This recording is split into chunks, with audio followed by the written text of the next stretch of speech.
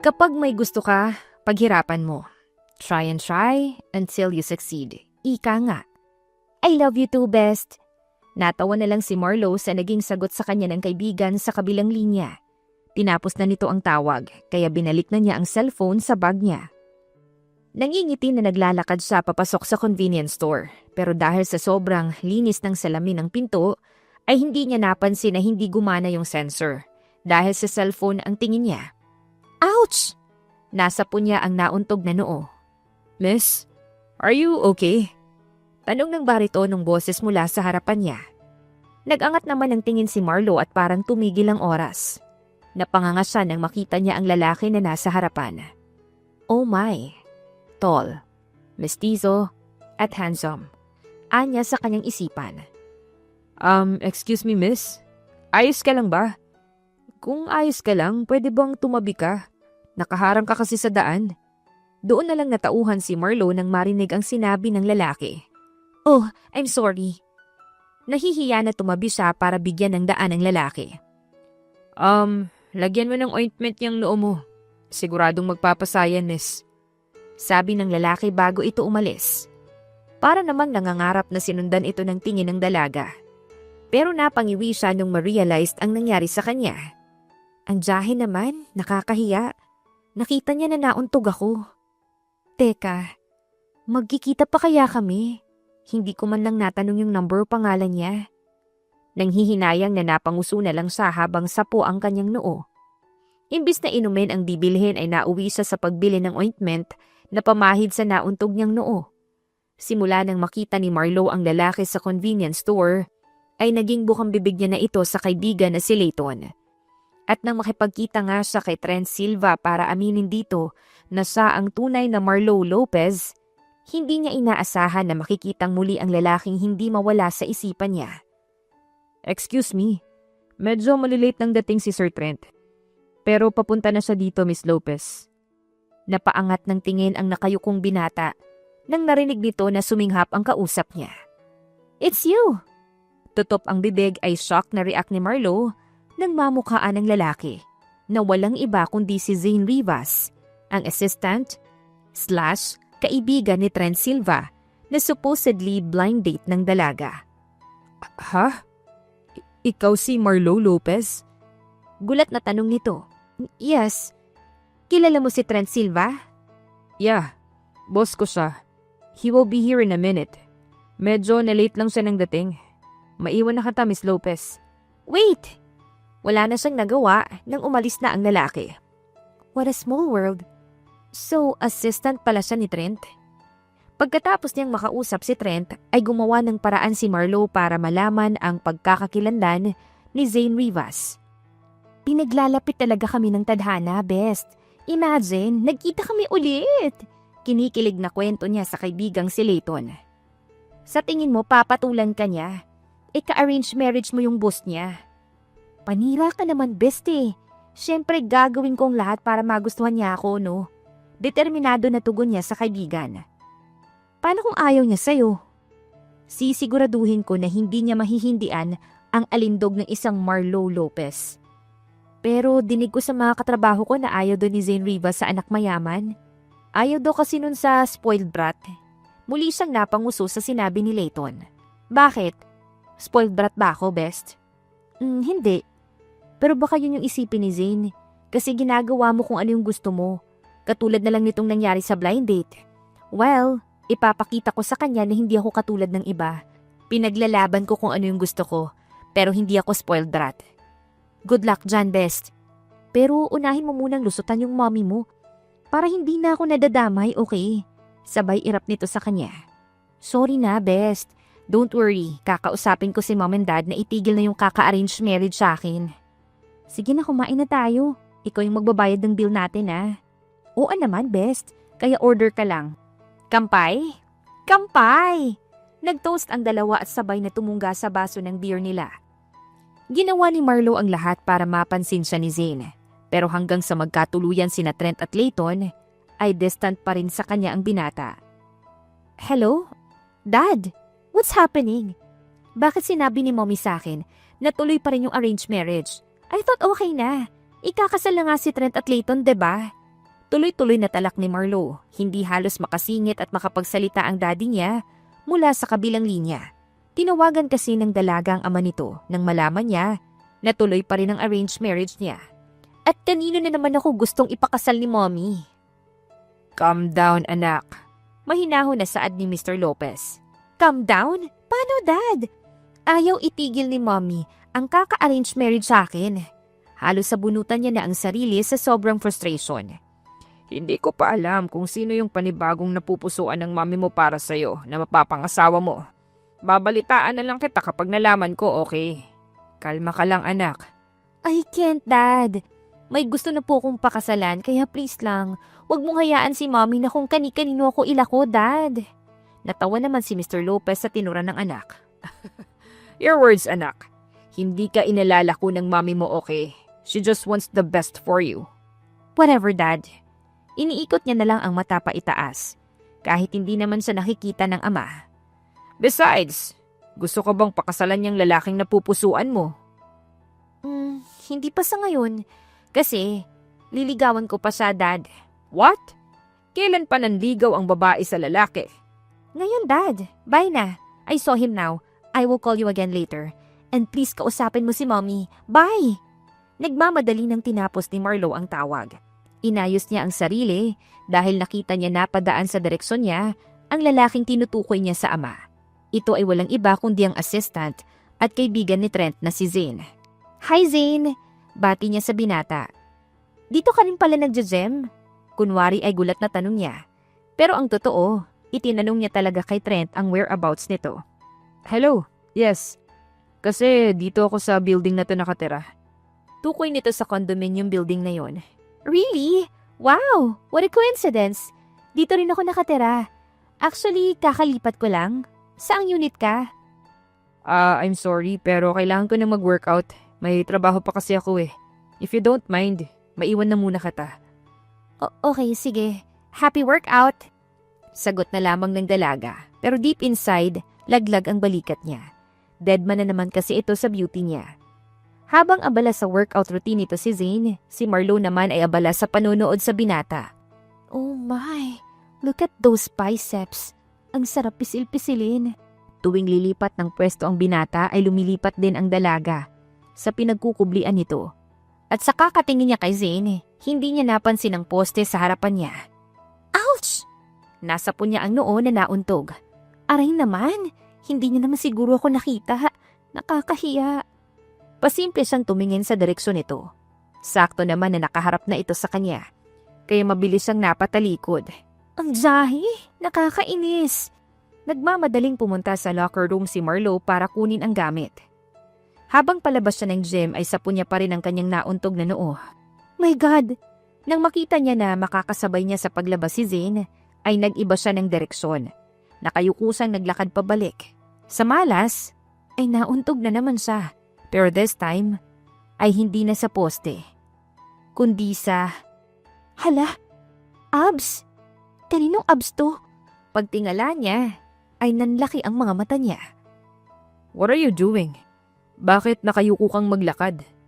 Kunot ang noo na tanong ni Zane. Sa matigas na abs pala nito siya nauntog. Ha? Masakit kasi yung ulo ko. Alanganin ang ngiti na pagdadahilan niya. Tsaka niya lang inalis ang kamay na napahawak sa tiyan nito. Nang hinayang pa siya. Gusto niya pa sana yung magtagal doon. I guess, kailangan mo magpatingin sa doktor. Siguradong magpapasayan.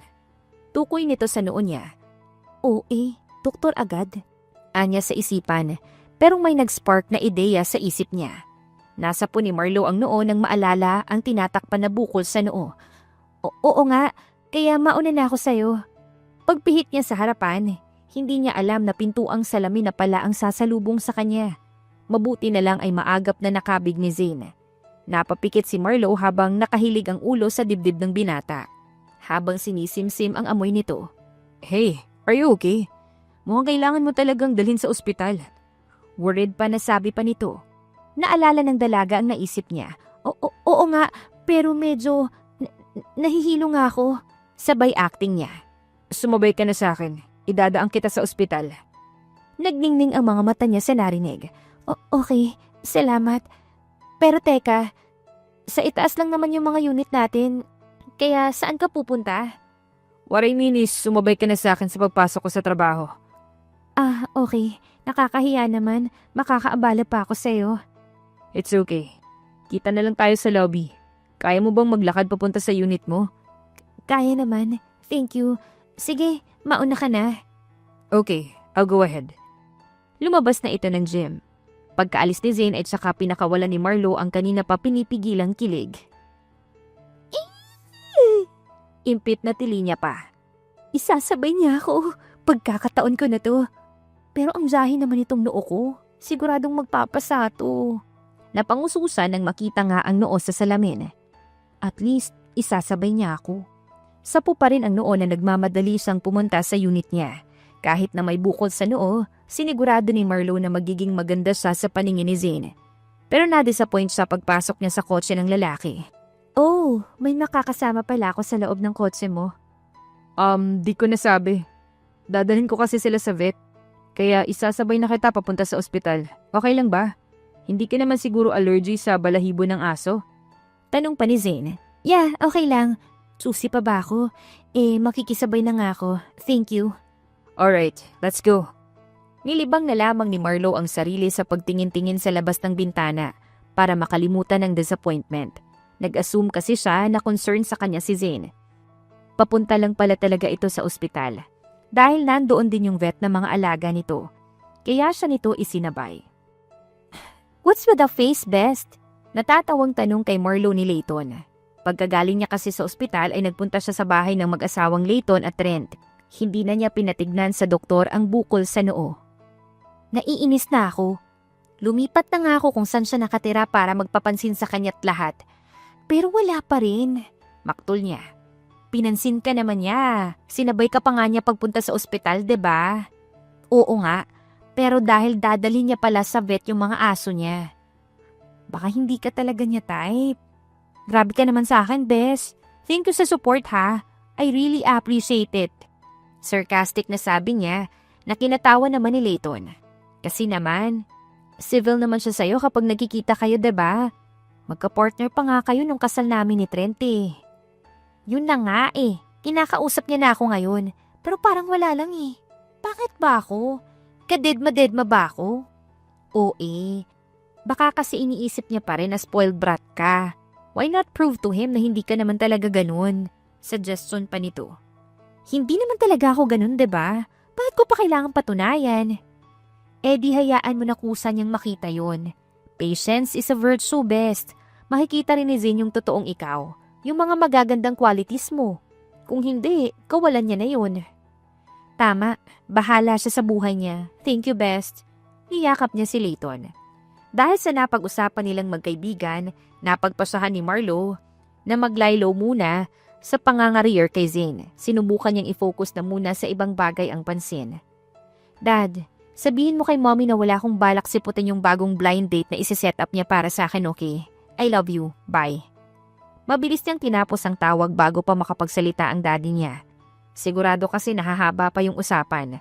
Ang ama kasi ang ginagawang messenger ng mommy niya dahil hindi niya sinasagot ang tawag nito. Nang bumukas ang pinto ng elevator ay nagmamadali siyang lumabas. Hindi niya napansin na kasabay niya pala sa elevator si Zane. Nang araw na yon ay wala siyang pasok sa trabaho. Kaya naisip ng dalaga na dumalaw sa isang orphanage na tinutulungan niya. Hello kids! Masayang bati ni Marlo sa mga bata. Ate Marlo! Sabay-sabay na sigaw ng mga to, tsaka nag-uunahan na yumakap sa kanya. Namiss ko kayo. Marami akong dalang pasalubong para sa inyo. Ate, sabi mo nung huli nung bumisita ka, tuturuan mo kaming sumayaw. Paalala sa kanya ng batang si Chai. Nako, natatandaan mo pa yon? Mukhang mapapasubo ako ha. Napakamot siya ng ulo. O sige, pagkatapos niyong kumain, magsasayo tayo sa garden. Yehey! Nagpapalakpakan ng mga bata. Napangiti na lang ng alanganin si Marlo dahil wala siyang choice, kundi ilabas ang tinatago niyang talento sa pagsasayaw. Pagkatapos niyang ibigay sa mga bata ang mga biniling laruan para sa mga to, tinulungan niya ang mga tagapamahala sa orphanage na pakainin ng mga dalang pagkain ang mga bata. Akala ng dalaga ay mawawala na sa isip ng mga bata ang pinangako niyang pagsasayaw. Pero natandaan pa rin pala ito ng mga bata. Ate, magsayaw na po tayo, saad ng batang si Chai. Oo nga po ate, turuan po kaming sumayaw. Segunda pa ng batang babae rin na si Ella. Sige na nga, mukhang di niyo ako titigilan ha. Lumabas na kayo sa garden, kukunin ko lang yung speaker. Anya sa mga bata. Excited naman na tumalima ang mga ito. So ayan, ready na ba kayo mga bata? Jolly na tanong niya habang tinatali ang buhok. Ready na po ate! Sabay-sabay na sagot ng mga to. Okay, let's do some warm-up muna and then dance. May pinatugtog na mash-up dance na patok sa mga bata ang dalaga. Maya-maya pa ay nag-e-enjoy na siya sa pagsasayaw at ang mga bata. Galingan nyo ha! Ang pinakamagaling sumayaw ay may prize sa akin. Sayaw lang! Tumigil lang siya sa pagsasayaw nang hingalin sila ng mga bata. Ay, nakakapagod. Ang gagaling nyo namang sumayaw. Tama na muna siguro. Magpahinga na muna tayo. Hindi niya na ituloy ang sasabihin nang may marinig siyang palakpak. Nang tignan niya kung sino yun, ay nanlaki ang mga mata ni Marlo nang makita na si Zane yun. Zane? Anong ginagawa mo dito? Ang galing mo palang sumayaw. Nakangiting saad nito habang papalapit sa kanila ng mga bata. Kuya Zane! Tumakbo ang mga bata at yumakap sa binata. Kilala ka rin nila? Gulat na saad niya. Yes, palagi akong bumibisita dito kapag wala akong pasok sa trabaho. Nakangiting sagot naman ni Zane. Kuya Zane, sa susunod po sumali na rin po kayo sa pagsasayaw namin. Request pa ni Chai. Sure, pero hindi ako kasing galing sumayaw ng ate Marlonyo. Saglit itong bumaling sa kanya bago binalik ang tingin sa mga bata. Pakiramdam naman niya ay namula ang mukha niya. Nakita kasi siya nitong nagsasayaw kanina. Ayos lang po. Tuturuan ka rin po ni ate na magsayaw, sabi pa ni Ella. Napasinghap naman si Marlo, mukhang ipapasubo pa siya ng mga bata. Okay, next time. Mabilis siyang napalingon kay Zane nang sumang-ayon nito. Tamang-tama yung dating ko. Mukhang gutom at uhaw na kayo. May mga dala pala ako para sa inyo. Ang mabuti pa pumasok na muna tayo para makapagpunas na rin kayo ng pawis. Salamat po Kuya Zane! Sabay-sabay na saad ng mga bata. Tumulong ang dalawa sa pag-aasikaso sa mga bata. Habang maganang kumakain ng merienda, hindi mapigilan ni Marlo ang mapangiti habang pinapanood ang mga to. Matagal ka na bang nagpupunta dito? Napalingon siya sa tumabi sa kanya sa upuan na si Zane. Medyo matagal na rin.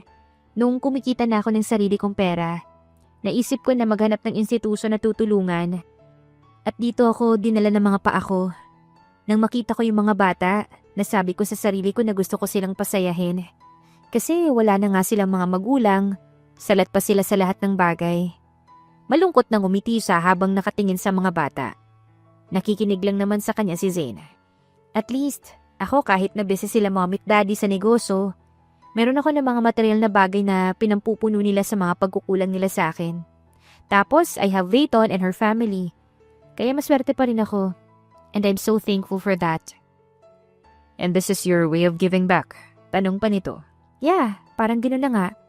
Naisip ko nga kapag nagkaroon ako ng sarili kong mga anak, sisiguraduhin ko na busog sila sa pagmamahal at atensyon ko, hindi sa material na bagay. Ang dami ko nang nakwento. Ikaw, paano mo natunto ng lugar na to? Yung isa sa mga bata dito, kamuntikan ko ng masagasaan sa daan. Tapos nung kinausap ko siya, nasabi niya na dito siya nakatira. Ayun, hinatid ko siya dito. Mula nun, palagi na akong bumibisita dito. Kwento naman ni Zane. I see. What a small world. Pareho pa pala tayo ng pinupuntahang orphanage. Napangiti siya dito. Ha? Excuse me, tumatawag yung daddy ko. Okay, sige lang. Lumayo si Marlo para sagutin ang tawag. Habang kausap ng dalaga ang daddy nito sa cellphone, nakatingin si Zane dito. Hindi siya makapaniwala na may soft spot ang dalaga para sa mga ulilang bata sa ampunan. Aaminin niya na nagkamali siya ng tingin kay Marlo. Akala niya kasi nung una na porket mayaman ito at nag-iisang anak, ay spoiled brat na ito at walang pakialam sa ibang mga tao. Pero hindi pala, dahil nakita niya kung gaano ito ka-close sa pamilya ni Layton at sa mga bata sa ampunan. Nasa mid nang wala sa oras ang binata nang biglang tumingin sa gawi niya si Marlo. Tapos na kasi ito makipag-usap sa kanyang ama at nahuli siya nitong nakatingin dito. Baka naman matunaw ako niyan. Biro pa nito nang makalapit kay Zane. Hey, huwag kang assuming Hindi ako sa'yo nakatingin. Pagkakaila niya pa kahit na huling-huli na siya. Don't worry, hindi ko iisipin na baka nagkakagusto ka na rin sa akin. Nakangiting biro pa nito sa kanya. May gusto sanang sabihin ng binata pero naunahan siyang magsalita ni Marlo. I'll go ahead. May biglaan kasi akong kailangang asikasuhin Mauna na ako sa'yo Paalam pa nito. Okay, take care. Anya. Thank you. Papaalam lang ako sa mga bata at kay Mrs. Sanchez. Nginitian siya nito tsaka siya iniwan doon. Nakaramdam si Zane ng panghihinayang nang maunang umalis sa kanya ang dalaga. Balak niya sana itong ayaing magkape na muna. De bale, may ibang araw pa naman. Sabi na lamang niya sa kanyang sarili. Pero hindi akalain ni Zane na kung kailan interesado na siyang mas makilala pa si Marlo at saka naman ito missing in action. Bro, bakit hindi ka mapakalizan? May hinahanap ka ba? Tanong ni Trent. Ha? Wala. Tinitignan ko lang tong bago niyong bahay. Ang ganda ng pagkakagawa Talaga lang Aminin mo na. Hinahanap mo si Marlo, no? Nanunod yung tanong pa ni Layton. Hindi Bakit ko naman siya hahanapin? Kaila niya pa. Kasi namimiss mo siya? Pang-aasar din ni Trent sa kanya. Muli niya sanang ipagkakaila ang sinabi ng mag-asawa pero inunahan siyang magsalita ni Layton. Busy yon sa pagtatago. Kumunot ang noon niya sa sinabi nito. At bago pa man siya makapagtanong ay tinuloy na nito ang sinasabi. May bago na naman kasing napili yung mommy niya na i-blind date para sa kanya. Blind date? Salubong ang kilay na tanong ni Zane. Yes bro. Hindi naging successful yung blind date ni Marlo with me. Kaya hinanapan na naman siya ng bagong blind date ng mommy niya. And an arranged marriage na rin siguro. Natigilan siya sa sinabi ng kaibigang si Trent. Sino naman yung ka-blind date niya na pinagtataguan niya ngayon? Hindi namin alam. Pinagtataguan niya ni Marlo kaya wala kaming ideya kung sino. Kibit-balikat na sagot naman ni Layton. Teka bro, bakit ang dami mong tanong? Akala ko ba hindi ka interesado sa kanya? Mapang-asar naman na tanong ni Trent. Hindi pa ba kayo kakain? Nagugutom na ako Pag-iiba na lang niya ng usapan bago pa siya gisahin ng mag-asawa. Teka, i-check ko lang kung handa na yung pagkain. Si nanay kasi nagluto Namiss ko kasi yung luto niya. Maiwan ko na muna kayong dalawa dito Paalam ni Layton sa kanila. Nang maiwan naman yung magkaibigan doon sa sala. Anong ibig sabihin yan bro? Don't tell me. Gusto mo na rin si Marlo? Nakangising tanong ni Trent kay Zane. Wala akong sinabi. You're right. Wala kang sinabi. Pero obvious naman sa mga kinikilos mo. I'm just curious. Kilala kita bro. Halos sabay na tayong lumaki. Hindi ka magtatanong kung hindi ka interesado sa isang tao. Whatever bro. Naging kayo lang ni Layton, dumadaldal ka na. Well, it's just that she brings out the best in me. Proud na wika pa ng kaibigan. Lalo tuloy nalukot ang mukha ni Zane dahil sa sinabi nito. Speaking of blind date and arranged marriage, mukhang pareho lang sa atin yung kapalaran ni Marlo. 'Di ba may napili na yung parents mo for you? Saglit siyang natigilan at napalingalinga sa paligid ng makabawi. Huwag kang maingay. Baka marinig ka ni Layton. Saway niya kay Trent. So what? Asawa ko na si Layton. Malalaman at malalaman niya din yung totoo. At saka hanggang kailan mo ba itatago yung totoong pagkatao mo? Tanong pa nito. Hindi ko alam. Maybe hanggang mahanap ko na yung taong hinahanap ko. Paano kung hindi na pumayag yung mommy mo this time? Tanong ulit ni Trent. This is my life. I won't let her dictate my own fate. Anya. Lingid kasi sa kaalaman ng iba, Zane Rivas is not just an ordinary assistant. Dahil ang totoo, isa rin siyang tagapagmana katulad ng kaibigang si Trent. Nagpasya si Zane na magpanggap na isa lang simpleng assistant ng kaibigan para maranasan ang simpleng buhay at mahanap ang babae na para sa kanya na karapat-dapat. Yung babae na hindi titingin sa kung anong yamang meron siya, kundi isang babae na magugustuhan siya kung ano siya bilang isang simpleng tao at kung anong qualities meron siya. Good luck on that bro. Nakapag-fist bump sa kanya ito. Pero kung ako sa'yo, kung gusto mo si Marlo, kumilos ka na bago pa siya maikasal sa iba. Pahabol na payo pa nito sa kanya. Nailing na lamang ang binata. Mabuti na lang ay tinawag na sila ni Layton para kumain. Kaya nakaiwas na siya sa panggigisa ng kanyang kaibigan. Pero nang gabing yon, pagka-uwi niya sa kondo niya, ay hindi halos nakatulog si Zane sa kakaisip. Lalo na't nakatanggap na naman siya ng mensahe mula sa ina. Hindi niya sinasagot ang tawag nito kaya nagiiwan lang ito ng voice message sa kanya. Zane anak, kailan mo balak magpakita sa amin ng daddy mo? Nag-iisa ka naming anak kaya hindi pwedeng hindi mo manahin yung kumpanya. You have to go home. Ipapakilala ko sa yung anak ng kaibigan ko. I'm sure magugustuhan mo siya. Send me a message kung ayaw mo na puntahan kita. I miss you anak. Napabuntong hininga na lamang siya matapos pakinggan ang voice message ng kanyang ina. Sino naman kaya yung babaeng tinutukoy niya? Tanong niya sa sarili. Napatingin siya sa kapitbahay na unit. Nasa balcony kasi siya ng unit niya dahil hindi siya makatulog. It's been a while. Wala nung huli ko siyang nakita. Saan naman kaya siya nagtatago? Tanong niya sa sarili na ang tinutukoy ay ang kapitbahay na si Marlo. Inaamin niya sa sarili na namimiss niya na ang pangungulit sa kanya ng babae. Kaya naman hindi na nakatiis pa si Zane. Nang mga sumunod na araw ay hinintay nitong lumabas ng unit niya si Marlo. Pero bigo ang binata dahil hindi nito natsempuhan ng dalaga. Samantala, hindi alam ng binata na kaya hindi niya nakikita ang dalaga ay dahil sa gabi lumalabas ng unit niya si Marlo. Ano ba yung itsura mo? Sinong pinagtataguan mo? Para ka namang nagtatago sa pinagkakautangan, natatawang tanong ni Layton. Nang i-video call kasi niya ito ay nakabalot ng bandana ang ulo at mukha niya. Nakasuot pa siya ng shades. Yung mga alipores ni Mommy, sinabi ko kasi sa kanya na hindi ako lalabas hanggat hindi niya ako tinitigilan sa pag-a-arrange marriage sa akin ng kung sino-sino. Napanguso na sagot niya sa best friend. Sa tingin mo hindi ka nila makikilala. Stop laughing at me, Layton. Kung hindi lang ako nagugutom, hindi ako lalabas ano. Hindi maipinta ang mukha na reklamo niya. Wala ka na bang stock? Dapat sinabi mo para naipag-grocery kita kanina. Napangiti siya dahil daman niya ang concern at pag-aalala ng kaibigan. It's okay. Napasarap yung tulog ko. Hindi ko na-check ng maaga na wala na pala akong stock. Sige na, bye na muna. Nagwawala na yung mga alaga ko sa tiyan. Okay, mag-iingat ka ha. Padadalan kita bukas ng pagkain dyan. Tamang-tama magluluto ako ng baon ni Trent. Oh, how sweet. Housewife na talaga yung peg mo ha. Sige na, bumaba ka na't kumain. Baka makita ka pa ng tauhan ni tita. Bye, ingat. Salamat best. Tinapos niya na ang tawag tsaka ibinulsa ang cellphone.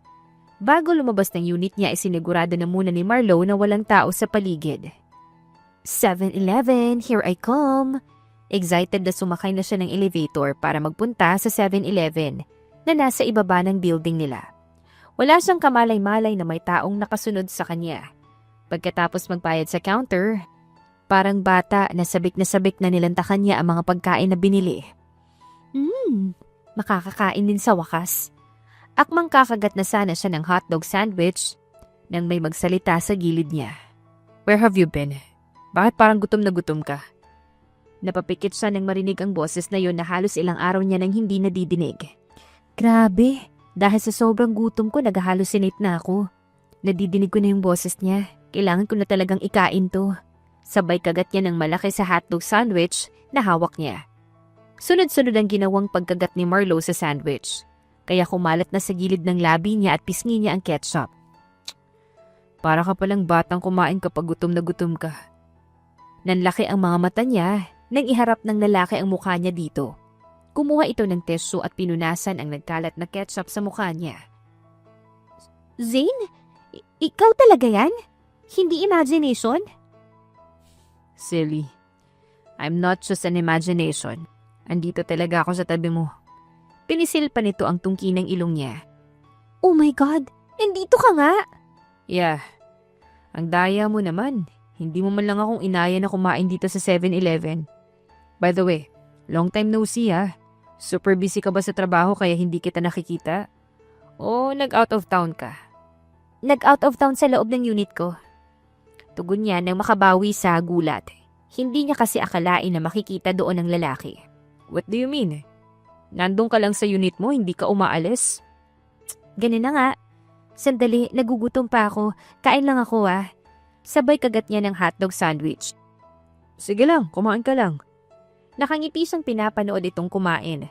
Habang nakasalumbaba, na nakatingin siya sa dalaga. Gusto mo bang kumain? Marami tong binili ko. Nagugutom kasi talaga ako. Kaninang lunch pa ako hindi kumakain eh. What? Ngayon ka lang kumain? Kamuntikan nang maibuga ni Marlo ang tubig na iniinom dahil sa lakas ng pagbigas ni Zane sa reaksyon nito. Hey, hinaan mo yung boses mo. Baka akalain ng ibang customers nag-aaway tayo.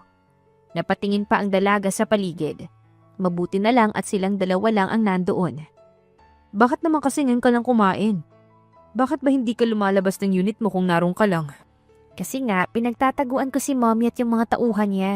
At saka sinabi ko sa kanya na hindi ako lalabas ng unit ko hanggat hindi niya tinitigilan yung kaka-arranged marriage sa akin. Paliwanag niya. Saka ang siopaw naman yung kinain. Sana sinabi mo sa akin para nadalhan kita ng pagkain sa unit mo. It's okay, nakakain naman na ako. Naubusan lang talaga ako ng stocks kaya hindi ako nakapagluto ngayon. Tinamad kasi akong lumabas kaninang madaling araw eh. Gusto mo ng siopaw? Inoffer niya pa kay Zane ang kinain na siopaw. At napanganga siya sa ginawa nito. Hindi niya akalain na kakagat ito sa mismong kinagatan niya. Masarap pala yung siopaw nila dito, no? Ngayon ko lang natikman. Thank you. Hinitian siya nito habang inunguya yung siopaw. Napaiwas naman si Marlo ng tingin sa binata. Pakiramdam niya ay nagiinit ang pisngi niya. Oh my, hindi ba siya aware na indirect kiss yung ginawa niya? Anya sa isipan. Gusto mo pa ba? Tanong niya dito. Thank you. Mabilis niyang inabot kay Zane ang siopaw na wala pang bawas, bago pa nito kunin ang kinakain niya. Nang mapatingin si Marlo sa salamin ng dingding ng 7-Eleven, ay napangiti siya. Nakita niya kasi doon ang refleksyon nilang dalawa ng lalaki. At kinilig siya sa itsura nila habang magkatabi na kumakain ng siopaw. Nabusog ako sa siopaw . Hinimas-himas ni Zane ang tiyan nito habang naglalakad sila pabalik sa mga unit nila. Makatatlo ka ba naman ano? Ang takaw mo. Natatawang sabi niya. Nahawa lang ako sa'yo. Ganado ka kasing kumain eh. Natatawa ring sabi nito.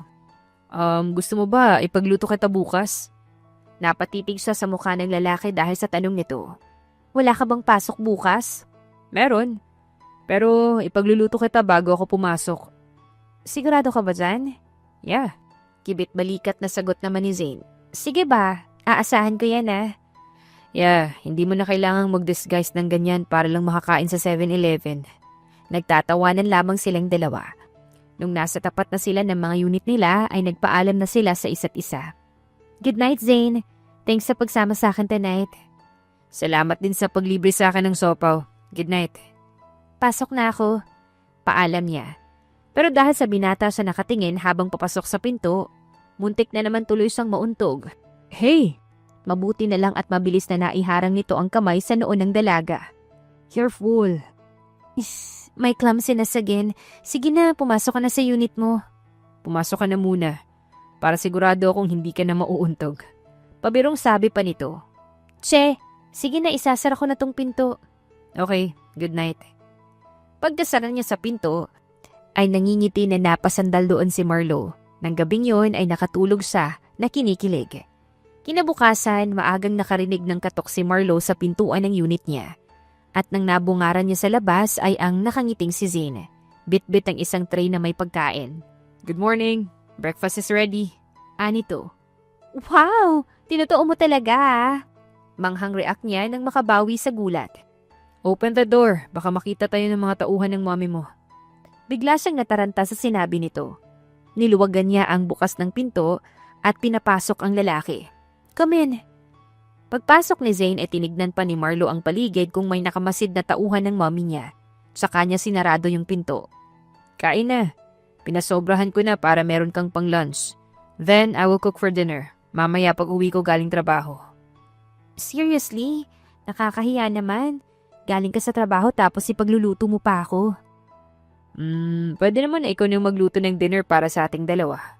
Nakangiting saad pa ni Zane. Napangiti naman siya ng alanganin. Sige, ikaw na yung magluto. Baka hindi natin makain kapag ako yung nagluto eh. Why? I thought marunong kang magluto. Yeah, marunong akong magprito. Saka mag-init ng mga instant food at mga pagkain na pinapadeliver ko. Nahihiyang pag-amin niya. It's okay. Pwede ka namang mag-aral magluto. Sa day off ko, tuturuan kita. Gusto mo? Sure, I'm willing to learn naman. Basta ba kasing gwapo at kasing bango mo yung magtuturo sa akin eh. Susi pa ba ako?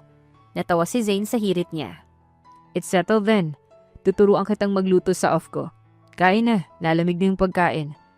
Mauna na rin ako. Kailangan kong mauna kay Trent sa office eh. Paalam niya pa. Sige, mag-iingat ka ha. Thank you ulit sa pagkain. Inihatid niya pa ito sa may pintuan. Bye, see you later. Bye. Pagkasara ni Marlo sa pinto ay tsaka siya nagtitili sa kilig. Oh my gosh, nasa sa kanya na yung lahat. Gwapo na at mabait. Masarap pa. Masarap pang magluto. Napabungis-ngis na Anya, tsaka nilantakan ng almusal na niluto ni Zane para sa kanya. Kinagabihan, dumating ang lalaki na may pinamiling sangkap para sa lulutuin nito. Tutulungan na kita? Voluntaryong saad ni Marlo. Are you sure? Kaya mo bang maghiwa ng mga sangkap? Oo naman no. Sa bahay nila Layton, lagi akong tumutulong kay tita sa kusina. Sige, mag-iingat ka lang sa kutsilyo ah. Hiwain mo na lang tong mga carrots at patatas na nabalatan ko na. Okay. Paano ba ang hiwa ng mga to? Wait, ipapakita ko sa'yo. Nahigit ni Marlo ang paghinga ng pumesto sa likuran niya si Zane. Sinuotan siya nito ng apron tsaka hinawakan ng kamay niya. Hold the knife. Utos pa nito. Halos magtayuan ang mga balahibo niya sa katawan nang maramdaman ang hininga nito sa gilid ng leeg niya. Okay. Nauutal tuloy na sagot niya. Are you nervous? Oo. Ang lapit mo kasi. Pwedeng lumayo ka. Napahalakak naman si Zane sa prangkang sagot ni Marlo. Relax, okay? Baka mga daliri mo yung mahiwa mo. Ganito lang yung gawin mo. Hiwain mo ng pa-cubes itong mga patatas. Pati na rin itong mga carrots. Pinakita nito kung paano ang gagawing paghiwa. Attentive naman na pinanood yun ng dalaga. Alright, ako na yung bahala. Alam ko na. Sure ka? Mag-iingat ka ah. Baka masugatan ka. Paalala pa nito.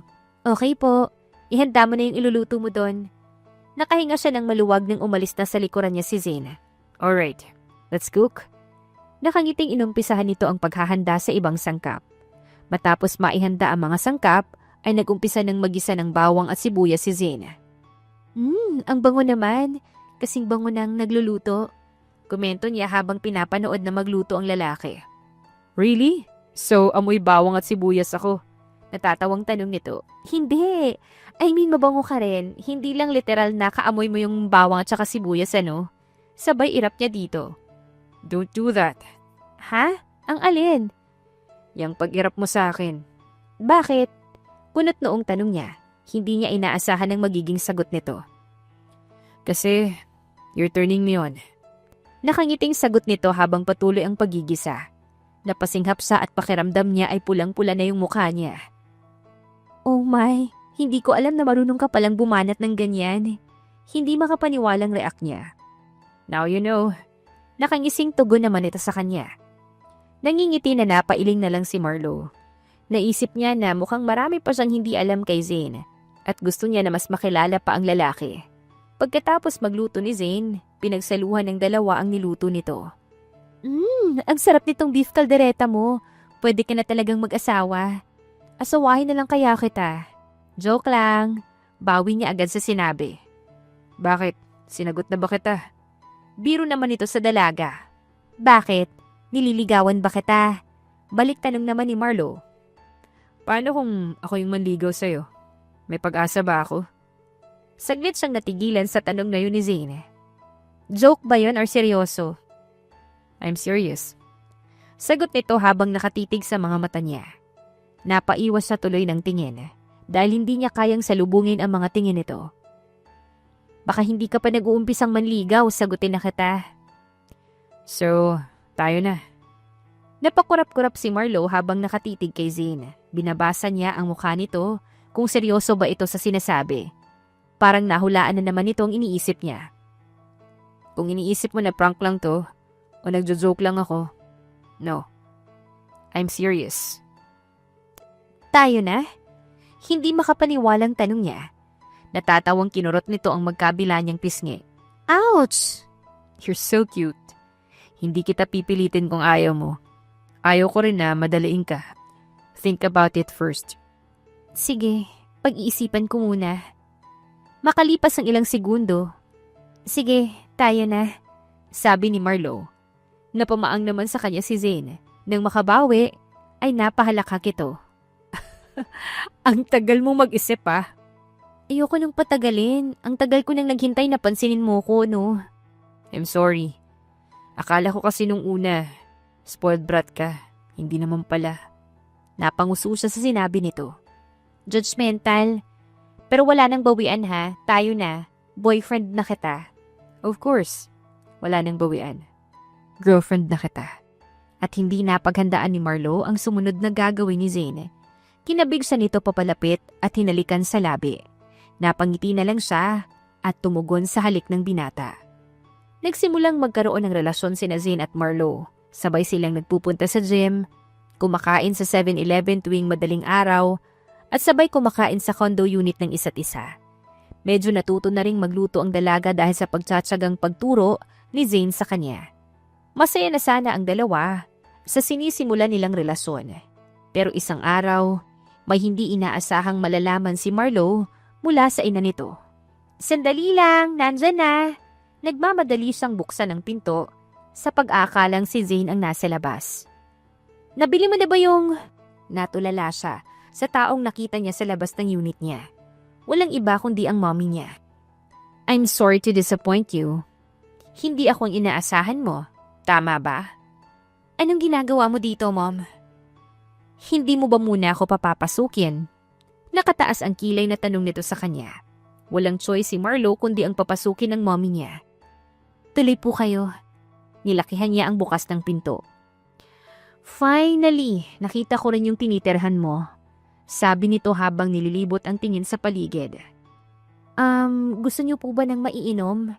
Alanganing tanong niya sa ina. "Thank you, pero wag ka nang mag-abala. Hindi rin naman na ako magtatagal." Tugon nito. "Alright, sabihin niyo na lang po kung ano yung pinunta niyo dito." Naupo siya sa katapat na kinauupuan ng ina. Hindi galit si Marlo sa mommy niya, pero hindi rin siya malapit dito. Dahil mula pagkabata ay hindi niya maramdaman na mahal siya nito. Wala itong ginawa kundi ang magtrabaho, mag-out of the country, kasama ang mga amiga nito. Gusto ng mga Rivas na iset na ang engagement as soon as possible. Kumunot naman yung noon niya sa sinabi ng ina. "Rivas? Engagement? Ano pong sinasabi niyo?" Naguguluhang tanong niya. "Hindi mo ba alam? I thought alam mo na si Zane Rivas yung blind date mo na hindi mo sinipot." Naguguluhan din na tanong ni Mrs. Lopez sa anak. "Si Zane ang blind date na sinasabi niyo?" Gulat na tanong niya ulit. "Yes. Akala ko pa naman alam niyo ng dalawa. Dahil nakunan kayo ng picture ng mga tauhan ko na magkasama. And when I asked them to investigate, nalaman ko na magkakilala na pala kayo noon pa. Because of Layton and Trent. At magkapit-bahay pa kayong dalawa." Mahabang litanya ni Mrs. Lopez. Gulong-gulo naman si Marlo sa mga nalalaman. "Wait, what's going on, Mom?" "Ako dapat yung magtanong sa'yo niyan. Dahil sa mga litrato niyo na pinapakita ng mga tauhan ko, inakala namin ng mommy ni Zane na nagkakamubutihan na kayong dalawa." "So, anak mayaman si Zane? But I thought, assistant lang siya ni Trent." Ang sabi ng mommy niya, umalis sa poder nila si Zane kasi gusto niyang maranasan yung simpleng buhay. Hinayaan lang daw niya yung anak nila dahil inaasahan nila na hindi naman magtatagal, babalik din si Zane sa sarili nilang kumpanya. Pero hindi yun nangyari kaya kumilos na yung mommy niya at pinagkasundo namin kayong dalawa. At dahil mukhang nagkakamubutihan na kayo, mukhang hindi na namin kayo kailangang pilitin pa na magpakasal, 'di ba? Tanong pa ni Mrs. Lopez pagkatapos ng mahabang paliwanag nito. "We're going to talk about it, Mom." "Alright, call me kapag nakapag-usap na kayong dalawa. Mrs. Rivas is so excited for the wedding. Kaya huwag kang magkakamali na gumawa ng ikakasira ng mga plano namin, okay? I'll go ahead." Nagbeso pa sa kanya ito tsaka umalis na ng unit niya. Pagkalabas ng ina, ay napangiti ng mapakla ang dalaga. Hindi niya man lang naisip na kumustahin ako. Para sa kanya, isa lang akong investment para sa expansion ng company. Masama ang loob na sambit niya. Pinunas niya ang butil ng luha sa gilid ng mga mata. Kinagabihan, imbis na maghintay sa pagdating ni Zane ay umalis ng unit niya si Marlo. Nasanay na kasi ang dalawa na sabay na mag-dinner. Ngunit dahil sa nalaman tungkol sa tunay na pagkatao ng lalaki, nagpasya ang dalaga na pumunta sa bahay ng mga magulang ni Layton. Ano bang nangyari? Tinawagan ako ni nanay. Ang sabi niya kanina ka parang umiinom. Nag-aalalang tanong ni Layton sa kanya. Akala ko nung ikinasal ka kay Trent, magbabago ng tingin ko sa mga lalaking mayaman. Hindi pala. Hindi ko akalain na may nakalusot pa ring isa. Tugon niya sa lasing na boses. Ano bang ibig mong sabihin? Naguguluhang tanong nito. Marahas siyang napabugan ng hangin bago sagutin ang tanong ng kaibigan. Zane lied to me. Talaga? Bakit? Anong nangyari? Di ba sinabi ng asawa mo? Hindi lang basta assistant si Zane. Dahil tulad ng asawa mo, isang tagapagmana ng mayamang pamilya si Zane.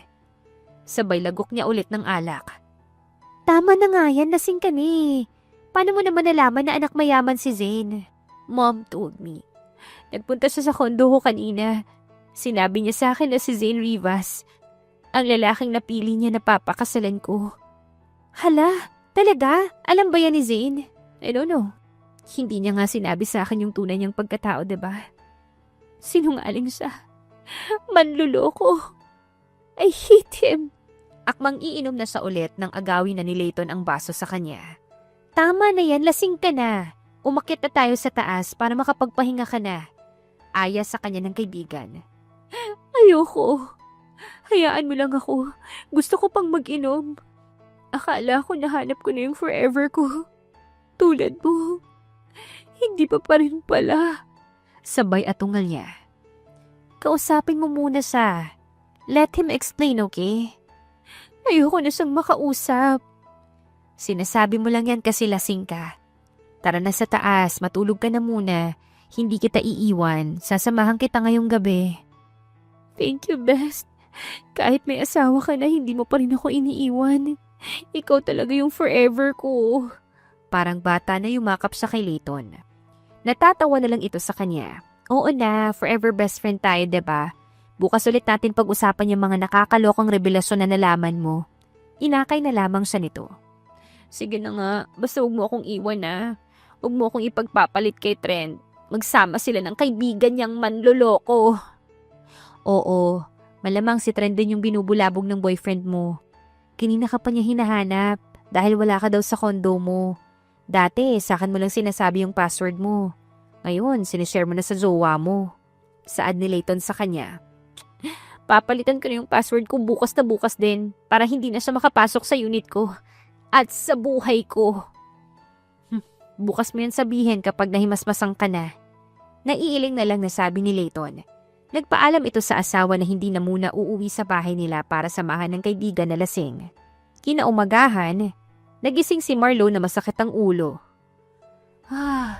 Hangover. Daing niya habang nakahawak sa ulo. Bakit ka kasi nag-inom ng marami? Naidilat niya ang mga mata nang marinig ang boses ni Zane. Nakita niya itong nakatayo sa paanan ng kama niya. Paano ko napunta dito? Kinalitan ako natulog kagabi Napabangon siya sabay tingin ng masama sa lalaking nasa harapan niya. You called me last night. Nakakabulahaw ka na doon kaya inuwi na kita dito. Nakahalukip-kip na tugon nito sa kanya. Anong ginawa ko last night? Ang alam ko, inakyat na ako ni Layton sa kwarto niya Pilit niyang inaalala ang mga ginawa pero wala siyang matandaan. Gusto mo ipaalala ko sa iyo mga ginawa mo kagabi? Hindi pa siya sumasagot ay ginawa na nito ang sinabi. Nagsuka ka sa kwarto ni Layton. Para kang batang nagkakawag, asking them to take you to me. Habang umiiyak ka, saad nito habang nagpipigil ng ngiti. Sinamaan naman siya ng tingin ni Marlo. Kasalanan mong lahat ng yun And how dare you to take me with you? At saka nung ginawa mo sa akin, bakit iba na yung suot kong damit? Tanong niya habang yakap yung sarili. Kinailangan kitang palitan ng damit at nilinisan dahil puro kasuka. At saka ikaw yung maggusto na iuwi kita dito. Lasing lang ako kagabi, pero ayaw na kitang makita. Manluloko ka, break na tayo. You don't mean that. Galit ka lang, right? I mean that. Hindi na ako lasing ngayon. Ayoko sa manluloko. Magkarelasyon na tayo pero tinago mo sa akin yung totoo mong pagkatao. At saka kahit kailan hindi ako papayag na sumunod sa gustong mangyari ni mommy. Ayoko sa arranged marriage. Halos nga din siya sa mahabang litanya niya. Kahit sa akin ka naka-arrange marriage. Tanong ni Zane sa kanya habang nakatingin sa kanya ng diretso. Lalo na sa'yo, dahil napakasinungaling mo sa akin. I'm so sorry. Hindi ko sinasadya na itago sa yung pagkatao ko. Ang totoo niyan, humahanap na ako ng tiyempo para aminin sa'yo. And about the engagement, hindi ko alam na ikaw yung naka-arrange marriage sa akin. Kagaya mo, hindi rin ako pabor na ipagkasundo. Kaya nga ako umalis sa puder nila mommy at nagtrabaho bilang assistant ni Trend eh. I hate to be controlled. At gusto kong maranasan yung simpleng buhay lang. Mahabang paliwanag nito. But you still didn't told me. Kahit na tayo na. I felt betrayed. I'm so sorry. And don't worry about the arranged marriage. I won't force you kung ayaw mo. At walang arranged marriage na magaganap. Napaangat siya ng tingin dito dahil sa sinabi nito. May gusto siyang sabihin pero nagdadalawang isip siya. I have to go. May niluto akong soup para sa hangover mo. Naghanda na rin ako ng pain reliever in case na magsakit yung ulo mo. I'll be back later. Mag-usap ulit tayo kapag okay na. Pagkasabi nun ay lumabas na si Zane sa kwarto niya. Ilang minuto nang nakaalis ang lalaki pero tulala pa din siya doon. What now, Marlo? Tanong niya sa sarili. Naguguluhan na sinubsob niya ang mukha sa unan. Nang makaramdam siya ng gutom ay nagpunta siya sa kusina. Nakita niya sa ibabaw ng mesa ang inihandang pagkain ni Zane. Habang kumakain ay tinawagan niya si Layton. Anong gagawin ko, best? Tanong niya sa kaibigan. It's up to you, best. Ano ba yung pipiliin mo? Ang prinsipyong matagal mo nang pinaglalaban sa mga magulang mo? O yung taong mahal mo? Balik tanong nito sa kanya. Hindi ko alam, naguguluhan ako. At saka hindi ko matanggap na nagsinungaling siya sa akin. Kung hindi pa sinabi ni mommy, hindi ko malalaman na hindi naman pala talaga siya isang simpleng assistant lang. He is, Marlo. Pinili niyang maging assistant lang kesa maging tagapagmana. Tsaka hindi din niya alam na ikaw pala yung babaeng naka-arrange for him. Hindi ko na alam kung anong gagawin ko. Naguguluhan na napasabunot siya ng sarili. Pag-isipan mong mabuti para wala kang bagsisihan. Siguro nabigla ka lang sa mga pangyayari. Siguro iniisip mo na kapag pumayag ka sa arranged marriage, ay parang nagpapakontrol ka na sa mommy mo. Kahit mahal mo naman talaga si Zane. Okay, I'll think about it. Thank you sa time. Alam ko, busy ka sa pag-aasikaso kay Trent tapos naistorbo ko pa kayo kagabi. Nahihiyang anya sa kaibigan at asawa nito. Ano ka ba? Huwag mo nang isipin yun. Naiintindihan naman namin ni Trent. At saka kahit may asawa na ako, nandito pa rin ako palagi para sa'yo. Thank you, best. I love you talaga. I love you too, best. Sige na, tatawagan ko na rin si nanay. Sasabihin ko na okay ka na. Nag-alala kasi yun sa'yo kagabi. Ay, si tita talaga. Tell her ayos lang ako. Dadalaw lang ako dun kapag okay na yung lahat. Alright, bye. Paalam ni Layton sa kanya bago ito nawala sa kabilang linya. Napangiti siya habang nakatingin sa wallpaper ng cellphone niya. Imbis kasi na ang pamilya niya, ang pamilya ng kaibigan niya, ang kasama niya sa picture na nandoon. Nang makabawi ng lakas ay nag-ayos na siya ng sarili. Tapos na ang leave na na-file niya, kaya kailangan niya nang bumalik sa trabaho. Marlo is working as a marketing director sa isang clothing company. Pinili niya na sa ibang kumpanya magtrabaho kaysa sa kumpanya ng pamilya nila. Pagka-uwi niya kinagabihan ay nagulat siya nang may nadat ng pagkain sa kondo niya. Pagkatapos kasi ng naging usapan nila ni Zane kaninang umaga, hindi niya inaasahan na gagawin pa rin ito ang nakagawi ang pagluluto ng dinner. Nakalimutan ko palang palitan yung password ng unit ko. Akmang lalabas na sana siya para baguhin yung password, pero biglang napaisip siya. Huwag na lang muna siguro. Sambit niya sa sarili. Pasalamat siya, masarap siya. Yung luto niya. Anya habang nilalantakan ang pagkaing niluto ni Zane. Nagpatuloy si Zane sa panunuyo nito kay Marlo. Tuwing umaga, magigising na lang ang dalaga na may almusal na nakahanda na sa mesa niya. With flowers and note pa. Sa gabi naman, pagka-uwi niya galing trabaho ay may madadat na rin siyang dinner sa kondo niya. Kailan mo babalak patawarin si Zane? In fairness, consistent siya. Napanguso naman siya sa sinabi ni Layton. Day off niya ng araw na yon kaya naman dinalaw siya nito. Hindi ko pa alam. Let's see kung hanggang kailan tatagal yung effort niya. Kapag napagod siya, it means hindi niya talaga ako mahal. Sigurado ka ba dyan? Baka naman kapag nakahanap ng iba si Zane, umatungal ka ng iyak. Napaikot na lamang siya ng mata dahil sa pang-aasar ni Layton sa kanya. Narinig ko sa usapan nila ni Trent nung isang gabi na kung wala na daw pag-asa na magkaayos kayong dalawa, hahanap na lang daw yung mommy ni Zane na ipapakasal sa kanya na iba at na kasing magkaapo. Natigilan naman si Marlo sa narinig. Anong sabi ni Zane? Hindi ko narinig eh. Ano, ayos lang ba sa'yo yun? Hindi, pag-amin niya. So anong balak mong gawin? Hindi ko pa alam. Huwag kang mag-alala. Kapag may nalaman ako kay Trent, sasabihan kita. Thank you, best. Niyakap niya ito. That's what friends are for. Marahan na tinapik-tapik nito ang likod niya. Nang sumunod na araw, nakatanggap ng tawag si Marlo mula kay Layton. Hello? O best, napatawag ka. Best, tumawag sa akin si Trent ngayon lang. Sinabi niya na nagpunta daw ngayon si Zane sa blind date na inarrange ng mommy niya. Panic mode na balita sa kanya ng kaibigan mula sa kabilang linya. Ano? Alam ba niya kung saan nagpunta si Zane? Pakiramdam niya ay sumikip bigla ang dibdib niya sa nalaman. Oo, isisend ko sa iyo kung saang restaurant siya pupunta. Okay, salamat best. Habang hinihintay ni Marlo ang message ni Layton, nagmamadali siyang inayos sa mga gamit. Tsaka siya nagpaalam sa kanyang boss na mag-undertime siya. Sa biyahe papunta sa restaurant na kinaroroonan ni Zane, halos paliparin na ni Marlo ang kotse niya. How could you, Zane? Talagang papayag ka makapag-date sa iba? Naiiyak na sambit niya habang nagmamaneho. Nang marating niya ang restaurant, ay madali niyang nakita si Zane dahil konti lang ang kumakain sa restaurant ng mga oras na yon. Kasama nito sa isang mesa ang mommy at daddy nito. Pati na rin ang isang babae at mukhang mga magulang nito. So pumayag niya siyang makipag-arrange marriage sa iba? Humanda ka sa akin, Zane Rivas. Umuusok ang ilong na sumugod siya sa kinaroroonan ng mga to. Oops, teka. Dapat poise pa rin.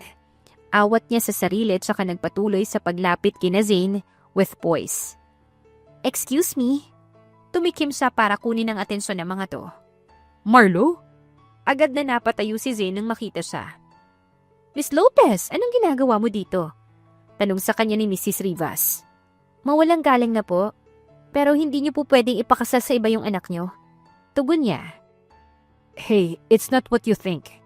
Tinangka siyang hawakan ni Zane para awatin, pero tinabig niya ang kamay nito. Don't touch me. Ano to ha? Pagkatapos ng lahat, ipagpapalit mo lang ako sa iba? Pagkatapos mo akong buntisin?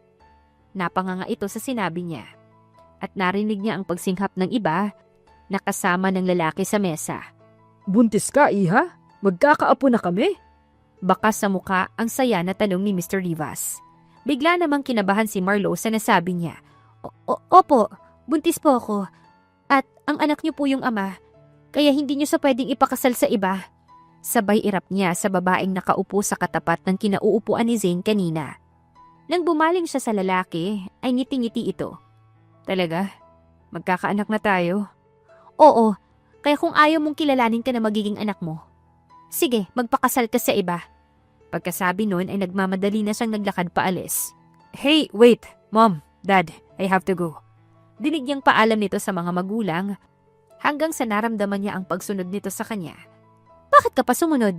Doon ka na sa babaeng papakasalan mo. Pwede bang tumigil ka na muna? Mag-usap muna tayo. Ayoko! Nagpatuloy si Marlo sa paglalakad hanggang sa makarating sila sa parking lot ng restaurant. Akala ko ba ayaw mo na sa akin? Bakit mo sinabi sa kanila na buntis ka? Wala na siyang nagawa ng hawakan nito ang braso niya. Di magpakasal ka na sa babae mo na yun. Bitawan mo na ako, bumalik ka na doon. Bakit ako babalik doon? Nandito yung babaeng mahal ko at gusto kong pakasalan. Naiiyak na pinaghahampas niya sa dibdib si Zane. Mahal mo ko. Pero bakit ka pumayag na i-arrange marriage sa iba ha? Sino bang may sabi sa'yong pumayag ako? Bakit kayo magkasama? Are you crying? Hindi ako umiiyak. Talaga? Ano to? Pinahid dito ang mga takas na luha sa gilid ng mga mata niya. Kasalanan mo eh. Tuluyan nang napaiyak si Marlo. Sinubsob niya ang mukha sa dibdib ni Zane at doon umiyak. I'm sorry, pero tumahang ka na. Wala naman akong balak pumayag na ipakasal sa iba, no? Kaya ako nakapagkita sa kanila para makausap sila ng maayos at sabihin sa kanila na meron na akong babaeng papakasalan. At ikaw yun. Masuyo nitong hinagod ang likod niya. Talaga? Hindi ka doon sa babaeng yan magpapakasal? Nagangat siya ng tingin dito. No, sa'yo lang ako magpapakasal. Hindi ako nagtsaga na suyuin ka para lang sumuko. At sa ginawa mo ngayon, ibig bang sabihin yan, napatawad mo na ako? Nakangiting tanong nito. Oo. Parang batang sumagot naman ang dalaga. Pero bakit mo naman sinabi na buntis ka? Aasa sila mami niyan. Obligado tuloy tayong gumawa kaagad niyan. Alam ni Marlo na binibiro lang siya nito, pero nag-init ang mukha niya sa sinasabi ni Zane. Pakasalan mo muna ako, no? Sure. Kahit sa lahat na simbahan pa, papakasalan kita. I love you, Marlo. Buong pagmamahal na saad niya. I love you too, Zane. Tumingkayad siya para halikan sana ng smack lang sa labi ang nobyo. Pero napasinghap siya nang hawakan siya nito sa batok para sa isang mas malalim na halik. Natatawang tumugon na lamang din siya dito. Pagkatapos ng nangyaring eksena sa restaurant, ay na-engage na nga ang dalawa. Sa engagement party ay pinili ni Marlo na maging civil na lang sa mommy niya. Dahil kahit anong mangyari, ina pa rin niya ito. Congratulations! Sabay-sabay na nag-toast ang lahat. Finally, nahanap po rin yung babaeng para sa'yo, bro. Nakipag-feast bomb pa si Trent kay Zane. Thanks, bro. Well, what can I say? Worth it yung paghihirap ko. Kibit balikat na tugon nito sa kaibigan. Teka nga, ako kaya yung unang nagpakahirap magpapansin sa'yo? Kontra ni Marlo sa sinabi ng nobyo. It's a tie then. Ang totoo niyan, gusto naman na talaga kita nung una pa lang eh. And I'm sorry if I judge you. Spoiled brat kasi yung tingin ko sa'yo nung una. Pag-amin nito sa nobya. I'm sorry din, kasi pinahirapan kita. Nagtatampo lang naman kasi ako sa'yo. Kasi hindi mo agad sinabi sa akin yung totoo. It's okay. I understand. Saka bumawi ka naman sa ginawa mo eh. You look so hot when you say that you're pregnant with my child. Sabay kindat nito na kinapula ng mukha niya. Ano ka ba? Nakakahiya ka na Leto na Trent. Magkasama kasi silang apat sa mesa. It's okay. Hindi naman kami naiinggit kasi magkaka-baby na kami. Nakangiting saad pa ni Trent. Oh, talaga? Bakit di mo sa akin sinabi, Bes? Baling ni Marlo sa kaibigan. Surprise! Kaya bilisan niyo ng bumuo para may kalaro na tong baby namin. Saad naman ni Layton. Grabe, nakaka-pressure naman yan. React niya sa sabi ng kaibigan. Nagtawanan lamang silang apat. Pagkatapos ng engagement ng dalawa, napagpasahan nila na magtayo ng sarili nilang negosyo. Mula sa sarili nilang savings ay nagpatayo sila ng restaurant at children's clothing line. Bago ang kasal nila, ay dumalaw ang dalawa sa orphanage para imbitahan sa kasal ang mga tagapamahala doon at ang mga bata. Wow! Congrats po! Masaya po kami kasi kayo pong dalawa yung nagkatuluyan. Sincere na saad ng batang si Chai. Oo nga po, bagay na bagay po kayong dalawa. Kaya sigurado po na magiging maganda at gwapo yung magiging anak nyo. Sigunda pa ng batang si Ella. Masuyong hinaplos ni Marlo ang buhok ng mga bata. Kahit magkaroon na kami ng sarili naming mga anak, hindi pa rin namin kayo makakalimutan at kapag may mga anak na kami ni Kuya Zane nyo, ipapakilala namin kayo sa kanila. Lumapit si Zane at tinakbayan siya nito. At syempre lahat kayo invited sa kasal namin. Nagpalakpakan sa tuwa ang mga bata. Sige na, kumain na kayo. Pagkatapos magsasayaw tayo pagkapahinga nyo, ha? Ate Marlo, turuan po kami ng dance step para po makahanap din po kami ng katulad ni Kuya Zane. Natawa sila sa sinabi ni Chai. Hey, huwag nyo na munang isipin yun, okay? Masyado pa kayong mga bata. Mag-aral muna kayong mabuti. Makakahanap din kayo ng tamang tao na mamahalin kayo sa tamang panahon. Anya sa mga bata. Tama, katulad ng ate Marlo nyo, nahanap niya ako. Sabay kindat nito sa kanya. Natawa at kinurot niya sa tagiliran ng nobyo. Nakangiti nilang pinanood kumain ng mga bata. Nang ikasal ang dalawa, ay kasali sa entourage nila ang mga bata bilang flower girls, ring bearer at abay. You look so beautiful, my love. Bulong ni Zane kay Marlo nang magkaharap na sila sa altar. I can't wait for tonight. Saad pa nito. Pinigilan ni Marlo ang mapahagik-hik sa harapan ng pare na magkakasal sa kanila. Tinalman niya ang sarili hanggang sabihin ng pare na, I now pronounce you husband and wife. You may now kiss the bride. Bago pa matapos ang pare sa sinabi nito, Tinaas na niya ang sariling belo at pinulupot ang mga braso sa leeg ng asawa para halikan ito. Nagtawanan na lang ang mga nasa simbahan sa ginawa ni Marlo. Hanggang sa reception tuloy ay tinutokso sila. Pabagal-bagal ka talaga, bro. Lagi ka nalang inuunahan ni Marlo. Asar pa ni Trent. Hinahayaan ko lang siya. Kasi babawian ko sa mamaya sa first night namin. Nakangising saad naman ni Zane, sabay tingin ito ng matiim sa asawa. Alalahanin mo ha, you're my first. Huwag mo akong bibiglain. Napahalakak na lamang si Zane pati na rin sina Layton. Good luck na lang sa'yo, best. Huwag mong kakalimutang suotin yung regalo ko sa'yo ha. Saad ni Layton.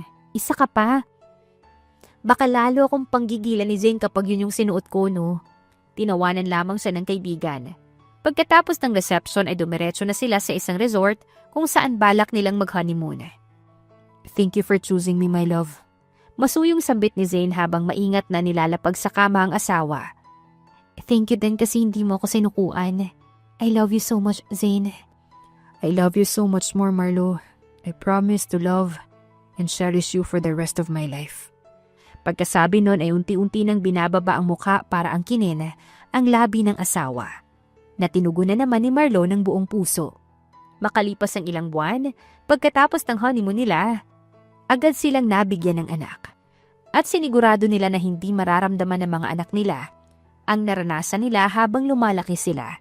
Kaya hinahayaan nila ang mga ito na magdesisyon para sa mga sarili ng mga to. Pero siyempre, may gabay pa rin nilang mag-asawa. At dito na nga po nagtatapos ang kwentong pag-ibig ni Zane at ni Marlo. Naway kayo po ay kinilig sa kwentong aming naibahagi sa inyo ngayong araw.